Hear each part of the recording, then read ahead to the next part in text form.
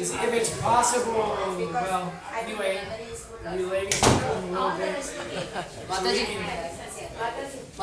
If it's possible to come closer, that would be very nice.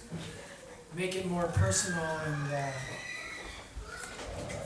so I would like to chant a little bhajan. Bhajan Hare Mana. You want that? You already put it. You want that? Yeah, yes, that's a nice place. Is that good? Yep. Thank you. Nice to have a little tech savvy person. Thank you. Appreciate it. You want to put it on this? Okay. So we have it? Yep. Okay, so we're going to sing this bhajan first. Bhaja Hare Mana Sri Nanda Nandana Abhaya Charanara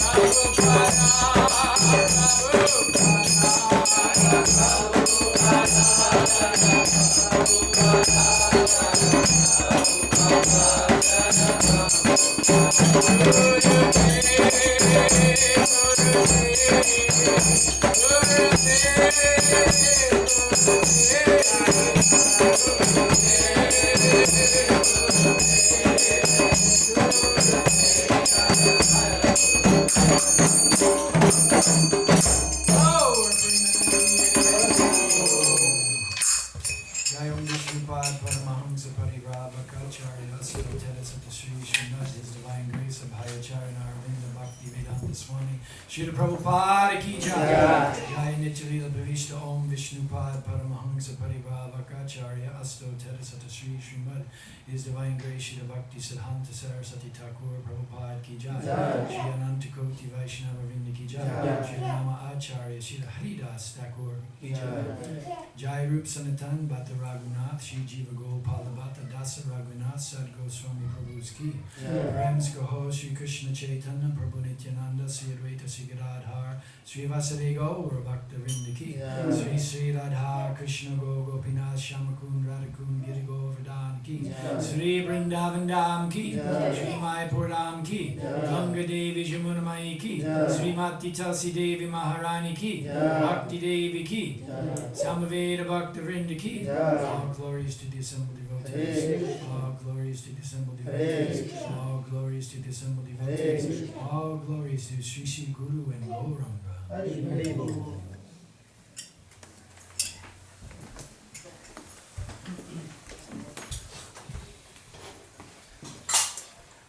So, thank you all for coming, and thank you hosts for Krishna Kirtan and his wife for Shamala for allowing me to stay with them, and Avinash for connecting with me and allowing me to come and share with you something. I'm going to read a verse from the Gita to start with to kind of set the tone. There was a book some years back called The Last Lecture about a professor who had a life-threatening illness, and he put together a lecture of what he would say to his family and friends if he was going to leave this world soon. So that's kind of what this lecture is. I've given it maybe a dozen times or so, and it's always a little different. But the theme is, I like to start with I could die today. It's a meditation, actually. It's more obvious for those of us who are older, and like my parents are passed on, and that's a kind of initiation of sorts. You know, I was with my mom when she left her body. That was a wonderful event, considering she was rather inimical towards Krishna consciousness, to a large extent due to my immaturity. I've been involved in this for a long time. But a few prayers just to start with. A lot to share, and we're behind schedule. Should I go an hour is okay? Or We have 45. 45 minutes, okay. We will ask Krishna to, one of his potencies, to condense a lot in a short amount of time. He can do that. It could be, well, the gopis, it was a night of Brahma. You know, they thought it was a few hours, but it was unlimited time. A few prayers to our gurus.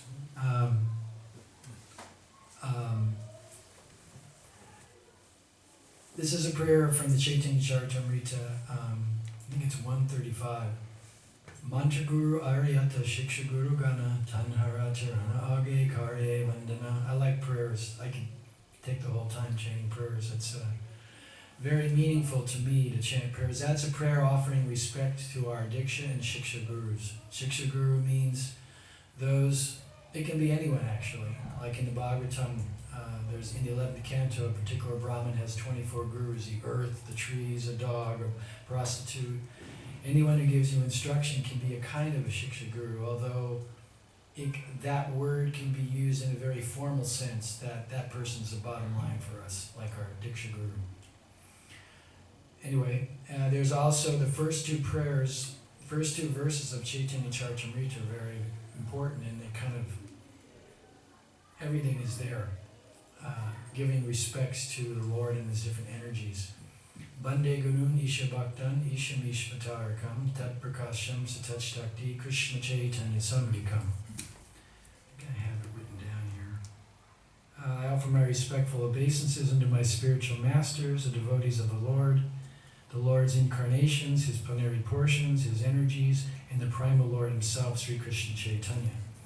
And then one of the most poetic verses in the Chaitanya Charitamrita, seeing the Lord like the sun and the moon rising simultaneously. Vande Shri Krishna Chaitanya Nityananda Sahodito Gorodai Pushpavanto Chitra Samadamolada. And I'm bridging it a little bit. Very important verse in the Bhagavad Gita, 9:22. I chant it every day when I do my puja due to my insufficiency. It says that Krishna, for those who are devoted to him, he carries what we lack and preserves what we have. Anandas chintayanto mam yejana parapasate tesham nitya viyuktanam yoga kshemam vahamyaham. Meditating on the next verse, the Lord is our knowledge, memory, and forgetfulness. He's a compiler of the Vedas. He knows the Vedas. Sarvasya chaham hridi sanivishto matas smritir ganamapahanam cha Vedaista sarvam aham eva vedya vedantakrit eva vid eva chaham. A little note,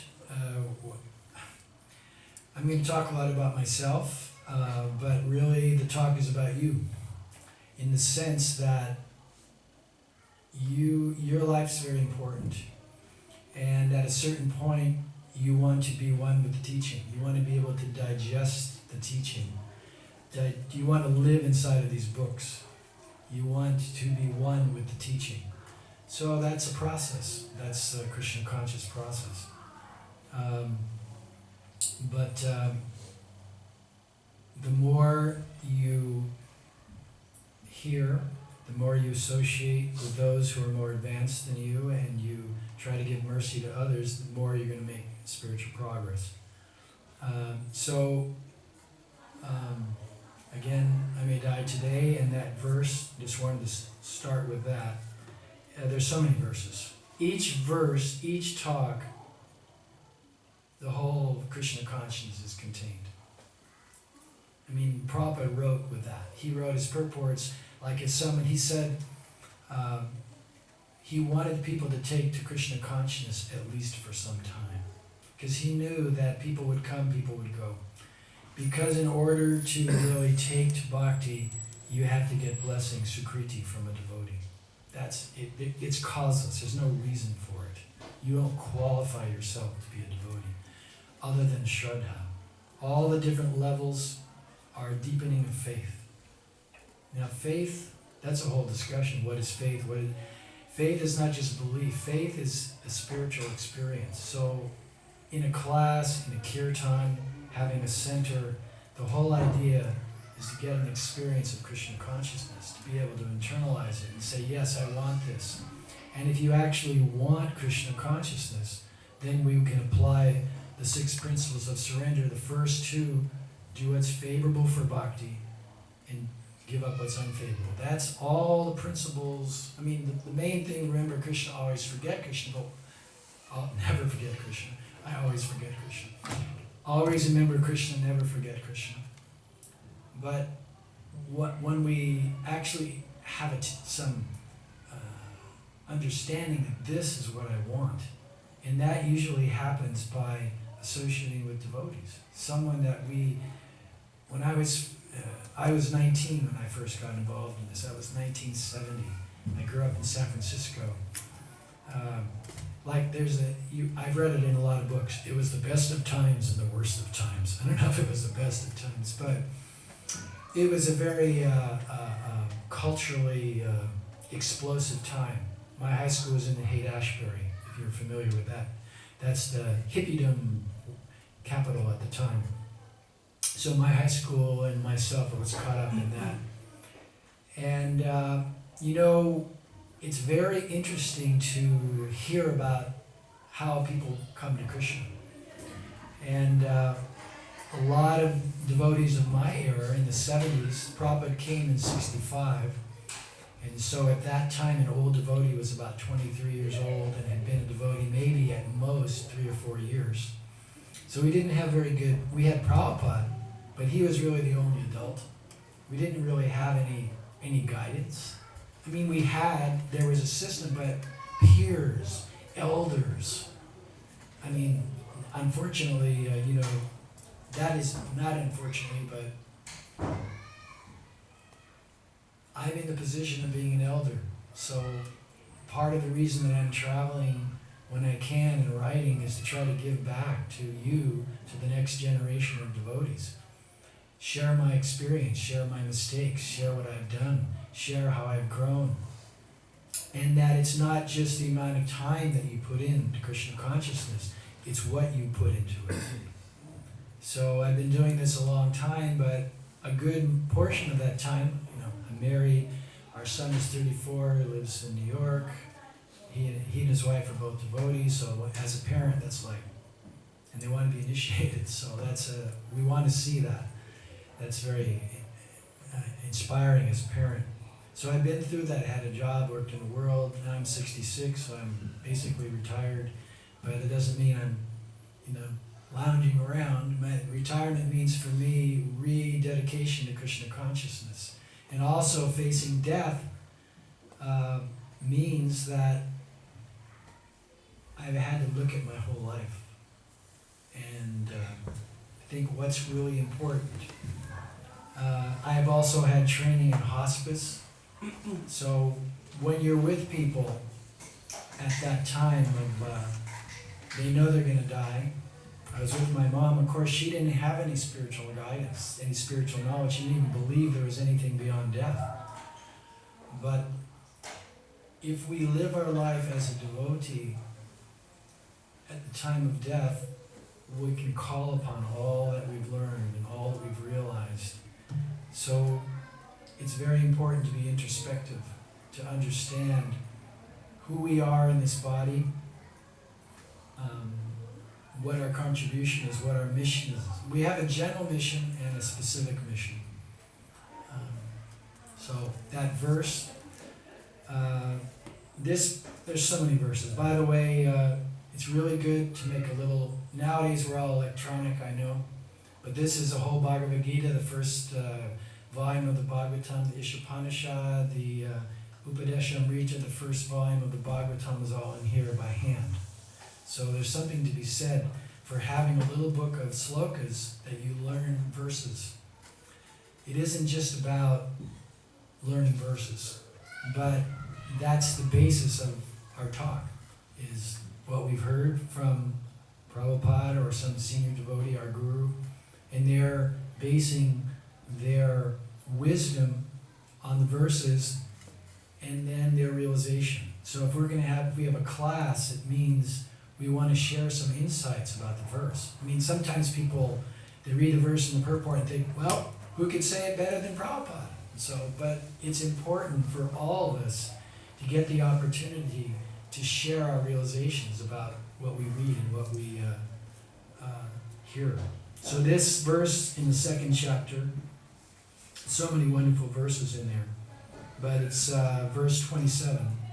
Jatasya hi druvor mityur druvam janma mritasya cha tasmad haryarte natvam shoshitam arhasi. A lot of verses like that. But the ending.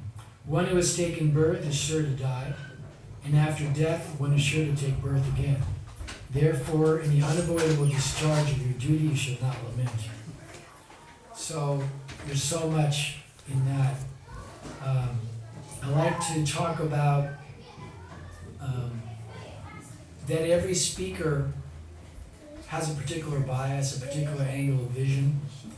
Our ideal is to be a transparent, be a medium, but we put some of ourselves in any kind of a talk. And as a listener, that's always something to keep in mind. A sannyasi has a particular angle of vision. I'm a grihasta. I work with couples. I was involved in personal growth counseling for my own past. So that's very important to me, to be a balanced human being. Basic human qualities. To be a good person. but in the context of self-realization, in the context of spiritual advancement. There's many good people, but to be good, just like Bhagavad Gita, Sarva Dharma Parityajya, he's saying give up religion, ordinary religion, give up Dharma. What is ordinary Dharma? It's like karma kanda, it's like being a fruitive worker. And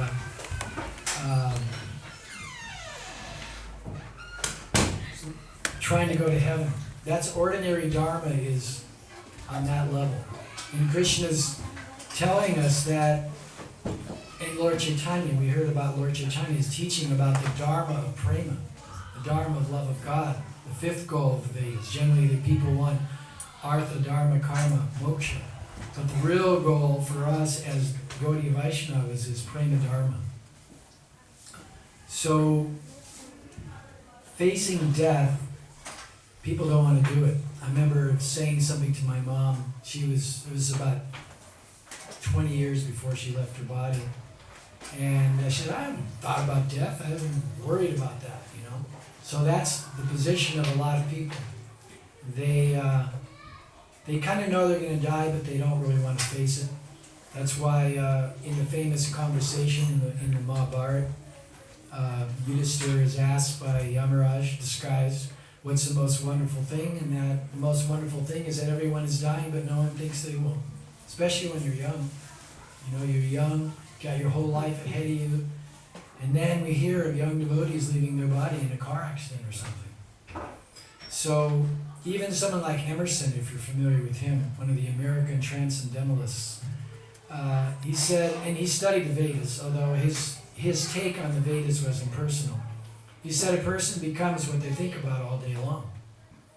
So that's something to think about in our own life. What are we focused on in our life? We have families, maybe we're going to school, have a job, but what are we absorbed in? What are we giving energy to? So thinking of my life, this is really important. And when I think about it, and the things that I've given energy to, I like to say that most of the time I've been a devotee, I've been a religious devotee. It means, yeah, Krishna consciousness, I do some basic sadhana, but I have so many interests. And that's all right to have many interests if we can connect them to Krishna consciousness, connect them to spiritual life, connect them to the fact that we all have to face death at some point. And even someone like Socrates said, philosophy is preparation for death and dying. So many people, there's so many quotes about the importance of understanding about death in order to live better today. And that we're mortal, we have so many breaths, so many heartbeats, and then according to our absorption, that's our next situation, even in this life. Most of the self-help and personal growth literature, success literature that I've studied a lot of, it deals with manifesting in the here and now, which is important. But you know, the principle of personal growth is based on what you focus on, you get more of. That quote from Emerson. But the real utility of that is Bhagavad Gita 8th chapter. Whatever you think of at the time of death, that's where you go. And then Krishna says, if you think of me, you go to me. So that's the whole psychology, the whole mental discipline is to fix our mind on Krishna. Although we have so many duties, so many responsibilities. I was thinking this morning that when I became a devotee, we were like brahmacharis, brahmatrinis, we all wore saffron, even the ladies. We didn't know. We were just following Prabhupada. But we were kind of like sannyasis in a way. We gave up everything. You know, we gave up our homes, our job, because that's what we thought was required. And we weren't able to do it, most of us. Some of us were, like Radhanath Swami and different, but they were a minority of devotees who could, because of their past also, because of their bhakti sukriti. So that blessing. We see some devotees, they come out running. At a certain point, they take up Krishna consciousness very quickly. Other people, we struggle more. We have to work harder at it. It's really good to know the stages of bhakti. And it begins with faith, then bhajana kriya, when we learn the basics of devotional service, get initiated by guru. Anartha nivritti, the vast intermediate zone. It seems to go on forever. Anarthas mean unwanted habits of thinking and feeling, bad habits. So we want to clear those things, and it takes a long time, or it can take a long time depending on our background. For me, it's taken a long time. We want to get to the stage of nishta when we're steady in all of our practices, when Krishna consciousness is our life breath. It's a process, and everyone has their own timing. But when we have some conviction that Krishna consciousness is what we want, then we're going to do back to the beginning. We're going to want to do what's favorable for bhakti. So sometimes, you hear a beginning class and they're telling people what we don't do. We don't have illicit sex, we don't gamble, we don't do this. So if anyone just hears that, I think, well, why would I want to do that? You have to, it's like Prabhupada in the beginning, he emphasized kirtan. You're not the body, you're a spiritual being. Give people a taste for Krishna consciousness. Then you can add the don'ts. There's do's and don'ts in yoga, yama niyama. Do's and don'ts. There's morality. But when you want Krishna, it's not about giving up. It's about obtaining your heart's desire. So that's what we're involved in, to try to cultivate attraction for Krishna by hearing his words, by kirtan, by worshiping in the temple, associating with devotees, and having community. Community is so important for our families, for ourselves, that we have people that we can reveal our heart and our mind to. We have a group to enliven us spiritually, in that we can, in the Christianity they talk about ministering to the congregation. So we need to be ministering to one another, helping one another through all the different stages that we go through in our life. Not to speak of what I was just speaking of, the stages of bhakti. So we want to get to prema. So nishta is like the top of the mountain. After nishta is ruchi, bhava, prema. These different stages are meant to be studied. They're outlined in Prabhupada's books and also in by Vishwanath Chakravarti Thakur, Madhurya Kadambini. He outlines the stages of bhakti. So we have to be patient, but at least we have to know where we're aiming. Any person you meet on a spiritual path, you can ask them 2 questions and have a sense of what they're about. What's your sadhana, or what's your spiritual practice, and what's your sajja, what's your goal? A lot of people, they don't really have a goal. I mean, even they're involved in spiritual practice and they'll, I want to be happy, I want to be peaceful. Very few people, even on spiritual paths, have a definite objective. Maybe they have some sense, they're involved, nowadays, people are involved in kind of hodgepodge or hybrid combinations. They pick and choose a little bit of Buddhism, a little bit of Christianity, maybe they chant too.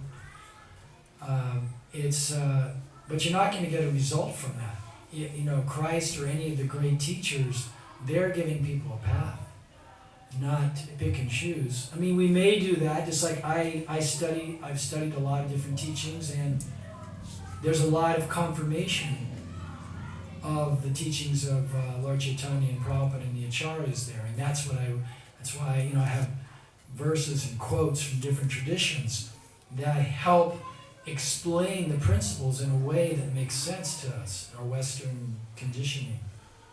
Because being in the West, there's so much influence of the lower modes of nature, and it's hard to overcome it. So the lifestyle that we live, or we're meant to live, or hopefully we aspire to live, is the mode of goodness. Mode of goodness, sattva gun, when we can be peaceful and be in a position where we can actually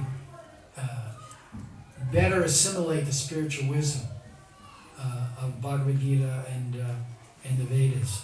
So our life is very important. Our absorption is very important. And thinking about what we give energy to, just like this building has energy, your home has energy, downtown has energy, the graveyard has energy, each person in this room has energy. I study, my bias is my life. I studied energy healing, so I tend to think in terms of seeing everything as energy. That's out of the Bhagavad Gita in the 7th chapter: earth, fire, water, air, ether, mind. Everything's energy. Anger is energy. Love is energy. So there's the material energy, the spiritual energy. And so when we become initiated by a guru, we're kind of in an interesting position, because it means at the time of initiation, we get a kind of a spiritual body. It's a sadhika deha. It's not a spiritual body, it's not exactly a material body, but it's the body of a practitioner. So the Goswamis, they're liberated persons, the 6 Goswamis, but they're in a kind of body for the Leela of Lord Chaitanya. And when, in that pastime, we heard a little bit about Sanatana Goswami, and he drank some bad water, and he had sores on his body. And he was thinking, Lord Chaitanya, when he first met me, he embraced me. He's probably going to embrace me again. So I want to, rather than make that offense, that's how he was thinking, I'll just throw myself under the wrath cart. So before he could do that, Lord Chaitanya came to him and said, if I could attain Krishna by committing suicide, I would do it 1,000,000 times. He said, I have many things I want to do through your body. Your body is my property. So we mark the body with tilak. We were trying to identify, I belong to Krishna. And if we have a guru, I belong to the guru. I'm part. And we're meant to live our life in a way that is conducive for our spiritual advancement. So Sanatana Goswami is a great example for all of us, that our life is meant to be a life of service. Materially, we have the ego of exploitation. I'm the enjoyer. Ishvara ham bhogi. That's the divine and demoniac. It's a verse from the divine and demoniac chapter. So much wealth I have. I'm the enjoyer. I'm the controller. So by nature, we have that conditioning. So the ego of a devotee is the das anudas. And Prabhupada sometimes quoted different statements that the impersonalists use, like aham brahmasmi, I am Brahman. Someone's raised their hand, I said that, aham brahmasmi, we are spirit. Hey, we don't say that, but we are spirit, but we don't stop there. We're an eternal soul. This body is temporary. But also, we learn, Lord Chaitanya said that we're an eternal servant of Krishna. So it isn't just that we're a spiritual being, or that we're part of something, nebulous. We're a servant of Krishna, Krishna Dasi. So in our life, in any kind of a class, if you're in the audience, it's important to me to set intentions in everything that I do, like having a class, saying prayers, setting an intention. And then if you're listening to a class, it's also good to prepare yourself and say a prayer that I can get at least one idea that I can apply to my life. Because we don't, as a speaker, I don't want to just throw philosophy at you. I want to be able to speak something that's practical, that you can apply, that you can use in your life. And I realize, as I said earlier, that I have to be the teaching. I have to be the example. I can point to, gurus and Prabhupada, but like right now, I have to be the representative. I read a placard in front of a church. Said, you may be the only Bible anyone ever reads. So we can say, you may be the only Gita anyone ever reads. So I like quotes, and I put them up on my Facebook page. But when I got a diagnosis of cancer in 2015, year before last, in November. And I've been doing alternative treatment. Went to a clinic in Tijuana, and it's basically a little bit better, not any worse, from doing so-called alternative treatment. But since that time, that's when I kind of decided that I needed to speak, and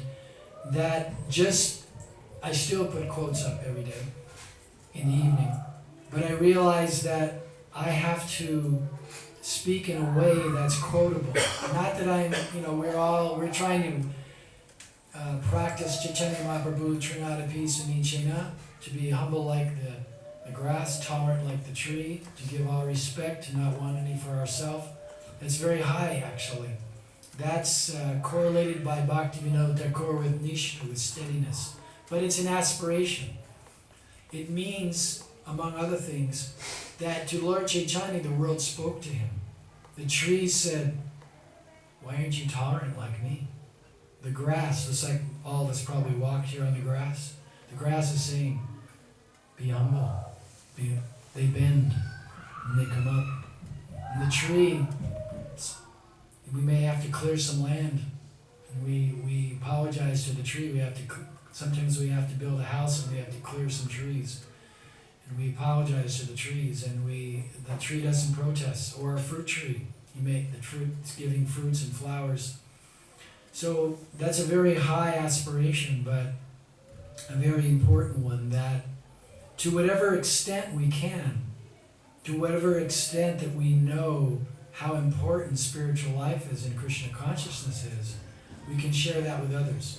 So whatever imperfections we may feel, and whenever, I'll share that with you, whenever you speak, you just feel like, I'm so unqualified to do this. But for me, speaking is like putting myself on the line, because I have to rise to the occasion. I have to be the example. And so all of us can do that in different ways. We can share something we've heard to people at work. And a big part of my life is prayer. I was speaking to Avinash about prayer. And I can say I have books of prayer. I love to chant prayers, and there's so many wonderful prayers in the Bhagavatam. And it's very good to learn them and recite them to the deities, but also making your personal prayers. Prabhupada says we should take our confidential problems to Krishna. This is what's happening. Krishna's our friend, our well-wisher. Right? So I didn't do that for many years. I was a head pujari and a head cook. I lived as a brahmachari for 10 years. Then I was a dependent householder for 5 years, living in the temple. Very, very busy. We need to have a balanced program, but to come forward and do some voluntary service, very important. Because I'm a das. I'm not the master. So we cultivate that. We have deities here. We can do some service. We can make garlands. We can help clean. There's so many things. And we're meant to imbibe that service spirit and take it with us into the world. It isn't just that Krishna's in the temple. Although sometimes when we were new devotees, we kind of thought like that. We used to preach to people. My wife told me, she used to preach to people that when she lived in the temple, you could be Krishna conscious living outside of the temple, but she didn't believe it. So we found that when we had to, because my wife was a book distributor she lived in the Potomac Temple for 12 years. And she discovered that, Krishna's everywhere. Krishna's in, and we can have a little altar in our home. And it helps us to realize that I'm a servant of Krishna. That really, if you're fortunate enough to own a home, whatever you do, whether you own or rent, that Krishna is the proprietor of my home. And it's a meditation that I'm actually the servant, the caretaker of the deities. And this is your RG now, or? No. Okay. Sorry, I don't want to take up the time of the Lord. So how to, incorporate the ideas that we read about, and that's, we hear from devotees, their example. For so many years, I've been through a lot of different stages just as a human being. As a young person, 19 years old, becoming a devotee, trying to figure out my life in my mid-30s, and and then Prabhupada leaving the planet. That was a very tumultuous time for devotees, his disciples, and making a decision that I didn't want to focus on negativity and criticism. It's very easy to do. It's in the ether. I worked in a warehouse for 12 years, and the workers never got together to praise the leader. They would only get together to complain. And there is some kind of a negative taste that you get from criticizing somebody. And you get together, and that's why negative ads in politics work. Because people get motivated in a strange way to be against something or someone. It's much more difficult in Kali Yuga to be for something, to be for Krishna consciousness, to be for spiritual.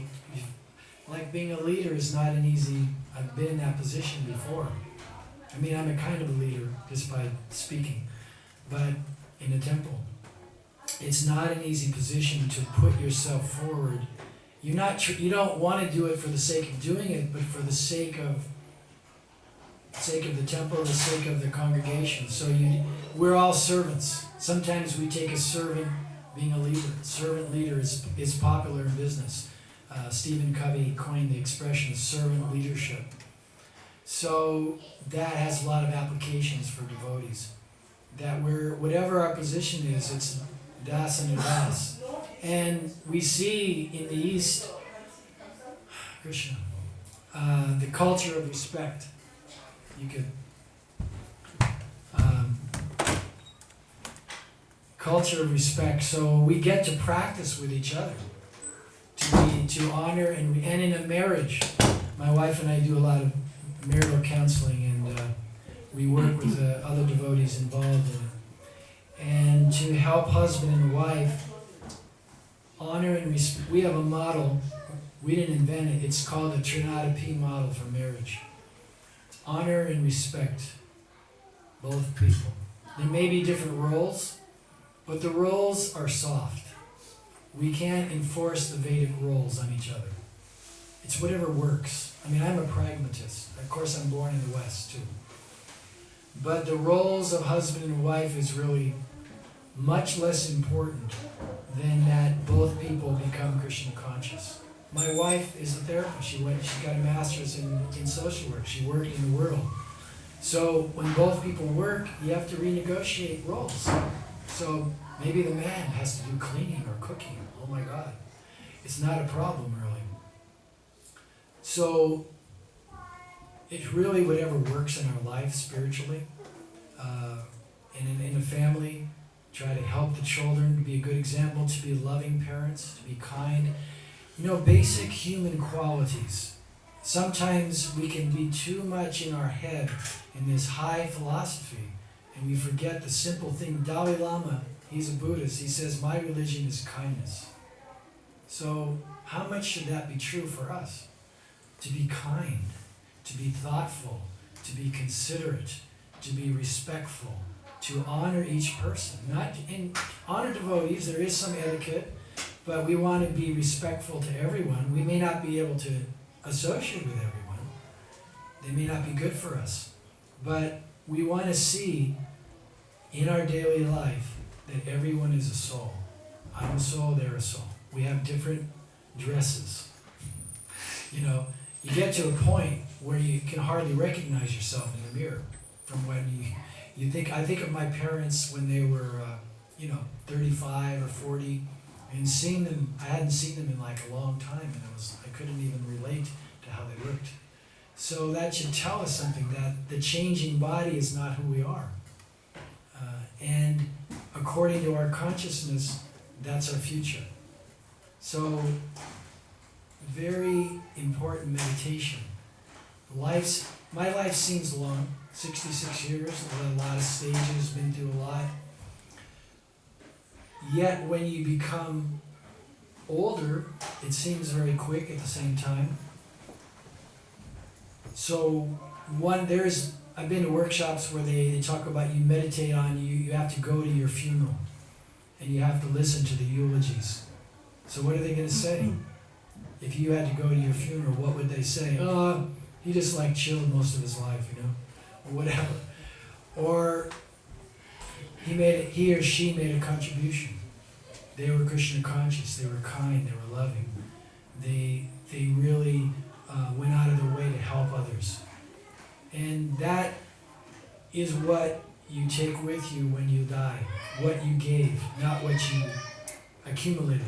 You can't take that with you. We all know that. But what we give, and in the spirit that we give, that's what we take with us. That's our next life. So introspection is not just for people like me who are thinking they may die any day. It's for everyone. Who am I? Who do I want to become? What am I focused on? Really? So that is a continual topic to revisit. And that is something that I think about a lot, and I write a lot about it. And if you can do that in the context of your spiritual growth, you're going to make advancement. You're going to have a sense of urgency, and that's another thing that I felt. It's a little, I have to admit, it's hard to maintain it. It's been a year and a half now. I really had it the first 4 months. I'm going, I might die, So let me give it my all.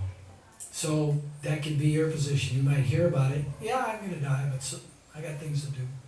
But to have that sense of urgency, that I want this, it's a reality. That Krishna isn't just a theological person, but he's a real person with an ontological reality. He exists.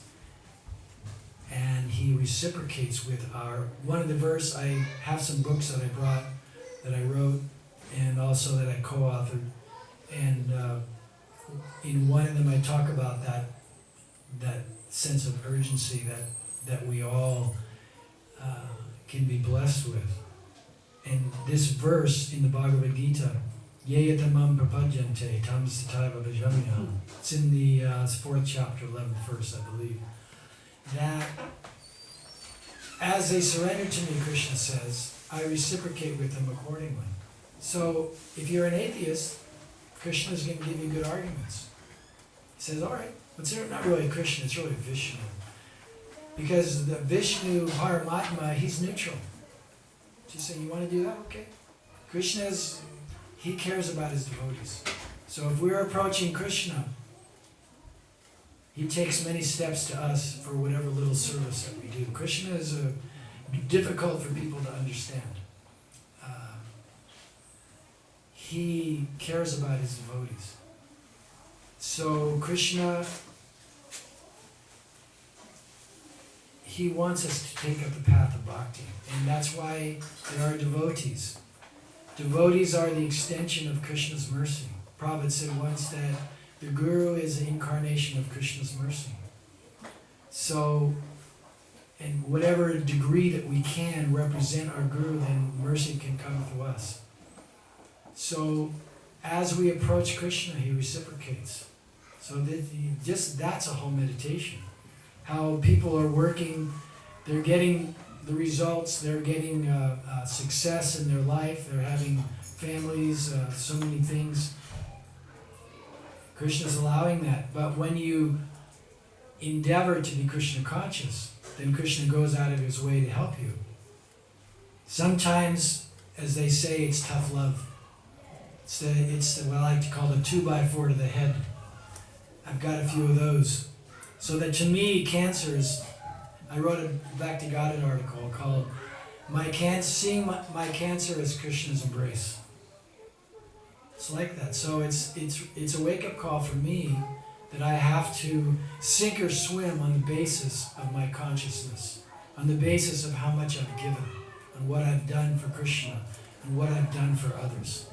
That's who I'm going to become. That's who I'm becoming day by day. So to have that sense of urgency doesn't require that you get a life-threatening illness, but it requires you know that the bare facts are, we have to have a program for reading every day, thinking about what we read, learning some verses, hopefully even writing about it, or having a study group where we talk and we discuss, and not just, it was really good for the kids to even read it, but also to speak it according to their realization. So that's you get a lot of mercy by doing that, by making the endeavor to speak and share your realizations, and to serve the devotees by doing that. So that's what I'm attempting to do here by this little talk. I mean, I have so many, points that I would like to make, and I can't possibly make all of them, but we're all, really the bottom line is we're all near death. And part of that is making peace with our past. Of course, if you're young, maybe you don't think you have much peace to make with it. But whatever your upbringing is, you may not like it. You may have difficulty with your parents or whatever. But you have to just accept that that was meant for your benefit. One of the things that my wife and I share, my wife is one of the most positive persons I know, which is why she's in the work that she does as a therapist, that she has experienced, and I've experienced, that whatever happens to me is for my highest good. Now that's a meditation. Now people say, well, I was molested, and of course on the surface it's not a good thing. But it is an attitude to know that that is meant to help us to grow. And I'm not saying people shouldn't, be legal action taken, and not condoning that. But things happen due to our past. So how are we going to interpret that? You can say, well, I'm just so fallen and I'm bad. It's my bad karma. That's one attitude. Another attitude is, what can I learn from this? How can I grow from this? How can I be a better person? What is the message that I'm supposed to learn from what's happening to me? That's positive spirituality. Not, woe is me, I'm a victim, poor me. I did that for years. I grew up in an alcoholic family. Poor me, oh. On a human level, it's unfortunate, so many things. But really the question is, what are we going to do about it? I know people, they're still woe is me, and they're my age. And they haven't moved on from their life. Things shouldn't have happened the way they did, but they did. So each one of us has to decide. Something happens. How can I use that for my growth as a human being, my growth as a soul? That's what's important. Whatever our situation is, our home life, whatever happens in the society, probably going to be upheaval in this culture, probably going to be economic downturn. That happens all the time. The real question is, what can we do about it? And in a community, how can we help each other? That's what a community is for. The community is only as much as the people who are part of it. It isn't just about one person or a couple people who are kind of the go-to people, Krishna Kirtan or Pujari, or it's about every one of us, really. And that's one of the things I really appreciate in facing death, is the importance of community and really making a difference for each other and being there for each other. That's why we want to come back. I mean, there's many, Krishna says in Bhagavad Gita in the 7th chapter, 4 kinds of people come to him. Those who are distressed, those in need of monetary things, wise person, distress, need of monetary things. Inquisitive. Yes, inquisitive. So we're oftentimes a combination of those things. So whatever reason we come to Krishna is good. We want to have I've been to in Potomac, they get like thousands of people at their big festivals. People want social life. So it's a good way to dovetail it. But the real benefit is not just chit-chatting, but is for nurturing our bhakti creeper. That's really what it's about. But you and me and everyone, we have to know the value of that. Otherwise, we could go so many places. So if in this association we can feel ourselves making advances, what does that mean? I'm more attracted to Krishna. I'm less interested in just, there's so many, this is the age of distraction.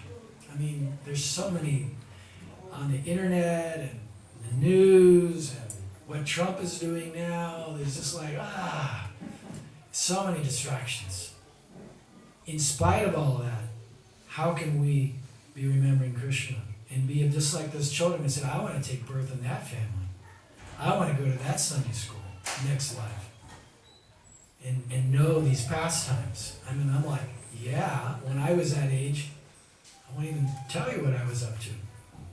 Crazy. So to appreciate the value of being in a devotee family and also the responsibility that we have for raising these children. These children probably quoted some English proverb. They're the child is the father of man or something like that. So the children are the future. And if we value it, and sometimes the devotee children, they're not so serious till they have their own kids. And then they think, oh my God, how am I going to raise my kids? And they think, well, I want to give them Krishna. So we can give what we have. So we want to be filled up with bhakti, filled up with Krishna consciousness, so we can give our heart. So we're about out of time, but any questions, anything that I can help you with, or you're helping me actually. Any questions or thoughts you'd like to share? Or something I didn't say that I should have said?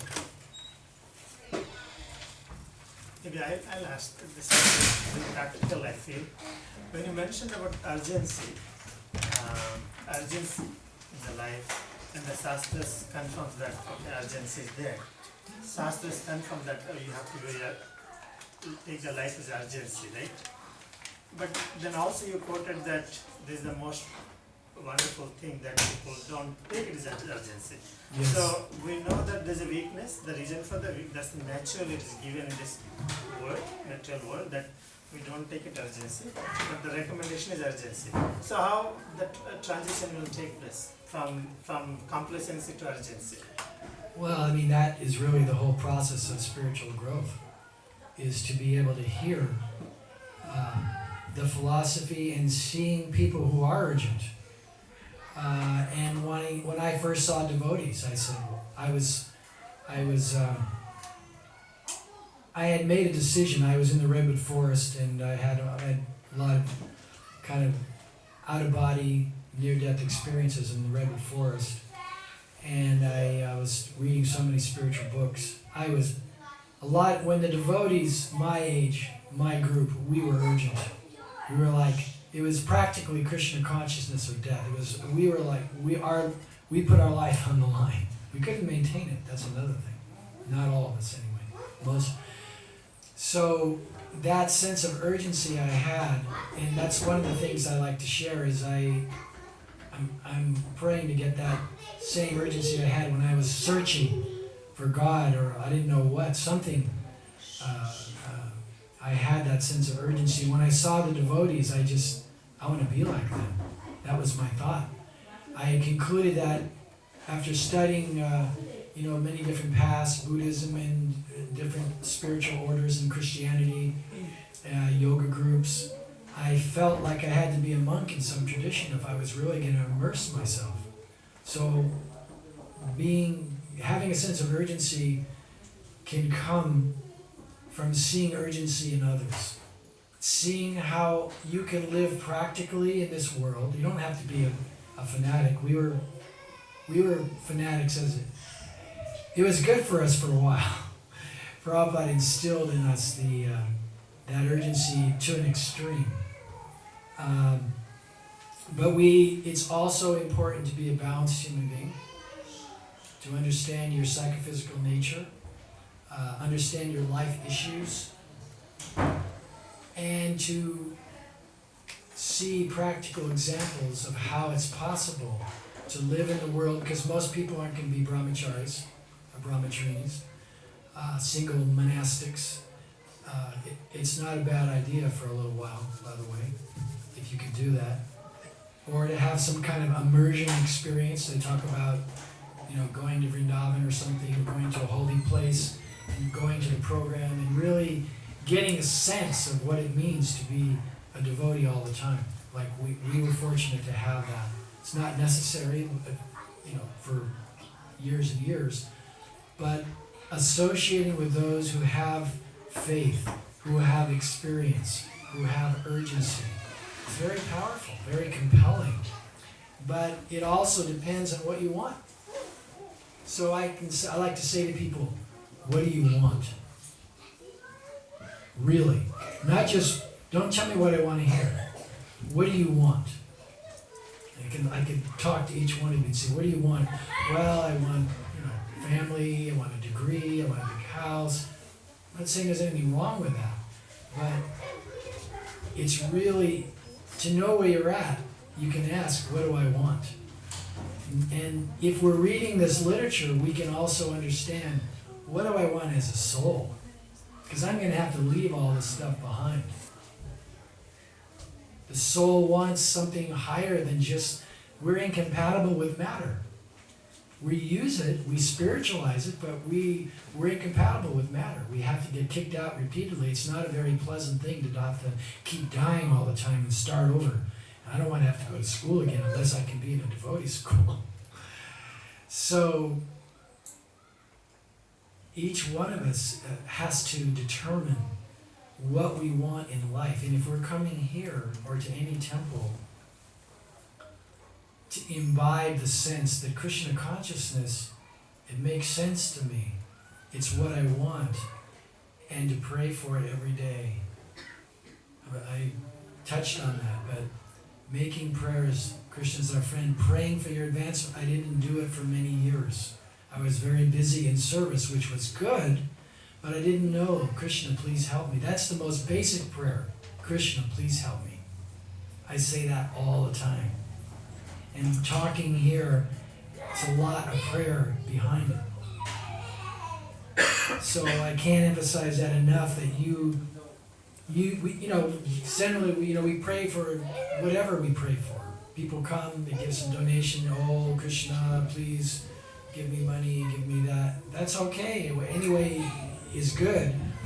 But if we really understand what's the benefit of Krishna consciousness, you may get things, you may get a nice material life, but the real blessing is to love Krishna.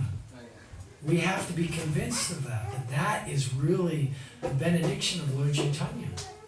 And that we can chant every day the holy name and think, this is Krishna and Radha in their name. And I can experience them. I can have an experience. This is about having spiritual experience. And if you're not having that, praying for that. And praying to have the urgency. Mercy is causeless, but in a sense we're trying to act to receive mercy. We're trying to get Krishna's attention. Bhaktisiddhanta said, don't try to see God, but act in such a way that He will see you. That's what we're trying to do. We're trying to say, Krishna, please, I'm trying to be your devotee. Please help me. That's what I don't want to speak for everyone, but that's the path we're involved in. If you're here and understand how wonderful that is. So, Hare Krishna. I'm very grateful to be able to speak a little bit to you all. So one question. Yes. It is rare actually for us to meet directly the disciples of Srila Prabhupada. So can you share actually your experiences if you have met him, or how did you directly join from your San Francisco hippie to this one. Do we have time? 2 minutes. 2 minutes. Krishna. Well, Krishna consciousness has always been for me the devotees of Krishna, the devotees of Prabhupada. For me, that's who I met. I have in my book that I have here. I recount. It's online too. I had maybe 9 or 10 experiences with Prabhupada, and but Krishna consciousness has always been devotees. That's my experience, and I like the devotees. I wanted to be like them. And the first time I saw Prabhupada was in 1970, Rath Yatra in San Francisco at the airport. In those days, you could go to the boarding, when the plane came, you could go right up. They didn't have the screening, and you could just go, everybody could just go to as they got off the plane. So we're there, we would go to the airports, we'd just take over the airport. There'd be like 150 devotees chanting, We're waiting for Prabhupada. And I've been a devotee 4 months, I guess, in June. And we're waiting, and everyone's coming off. It was actually, we're coming up. And everyone's coming off, and Prabhupada was the last person. So he comes up, and he was just, this was a long time ago, this was 47 years ago, so he came up, and he, if you see some famous person, like a rock star, they're like, yeah, here I am, everybody, I'm great. But when Prabhupada came up, it was like he had this I thought he looked like, who's everyone coming to see? I felt like he was going to turn around and look who everyone had come to meet. He had, the humility was just disarming. And the kirtan started, and we were all just crying. I never cried for anything, pretty much. And we were just crying because of his bhava, his power. We had an emotional experience. I'm just looking at everyone, and I'm just like, crying in such happiness. I never met this person before, but it's like it's a very old friend somehow, seeing him for the first time. And it was extraordinary experience, and devotees, and I, again, it wasn't just me. It's a lot. And we would take over the airport, and we were going down the aisles, this big huge kirtan, and someone said we were throwing things at his feet, like this is the airport, flowers and fresh grass clippings, and yogurt, and all this stuff. Is it? We didn't know. In those days, we thought, everyone should just get with the program. We're the devotees, and we didn't have a lot of finesse as far as how to present and connect with the population. That's important to know how to do. We were just mad about Prabhupada. And there's good and bad things about that. The downside, we had so much reverence for Prabhupada that we couldn't, at least a lot of us couldn't see him as a person, and we couldn't ask some questions that we probably should have asked him. Because when I was with him, it was like, we're supposed to make relevant inquiries. That means you have to be able to say things, not just that you think he wants to hear. So that was a mistake. We couldn't help it, really, because we didn't have any elders. You're fortunate in the sense that you can see in devotees all the life stages. You can see people older than me. I'm 66, so it's, to some people, to a kid, that's like ancient. So you can live your whole life as a devotee. That's kind of one of the messages. So I had a lot of experiences with Prabhupada that you could read in the book. But anyway, that's the first time I saw him was very meaningful, and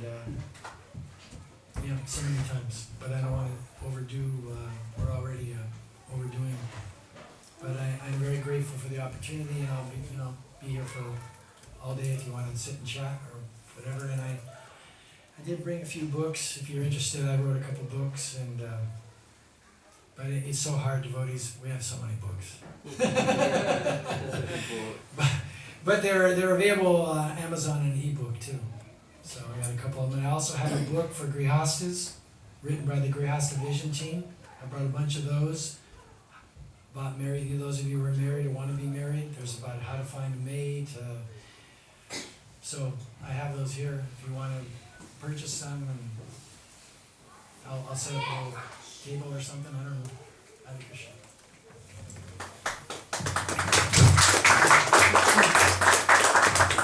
Hare Krishna.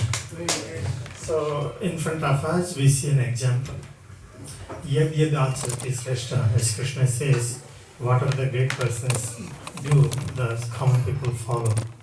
And we hear about the stories, theories, but you can see even though Prabhuji served so many years, for almost 4 decades, more than 4 decades, and his